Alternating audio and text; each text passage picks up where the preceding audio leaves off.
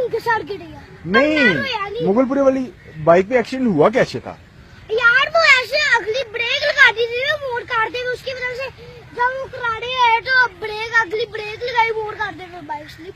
आज भी बैठे हुए थे? आज नहीं गिरे। नहीं, आप बैठे हुए थे शायद।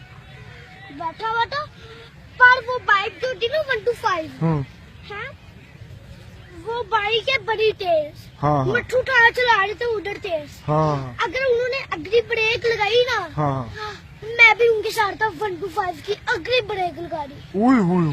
अब 125 गिर गई, टूटने वाली थी, बच गई। बच गई? हाँ टूटने वाली। चोटें किसको किसको लगी? मुझे लगी थी पर मैं रोया नहीं था। मिट्टी तो आगे लगी थी? लगी थी, काफी लगी थी।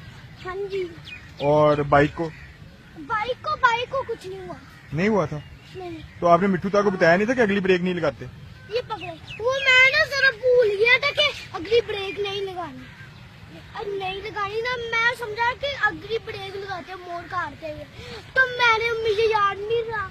उन्होंने अगर जैसे ही अगली ब्रेक लगाई ना तो बाइक हो गई। फिर मुझे को चोट लग गई, तो मुझे भी लगी थी पर मैं रोया नहीं था। ओए तू बड़ा मेरा डड्डू बेटा है। डड्डू बेटा कि शेर बेटा? डड्डू भी है।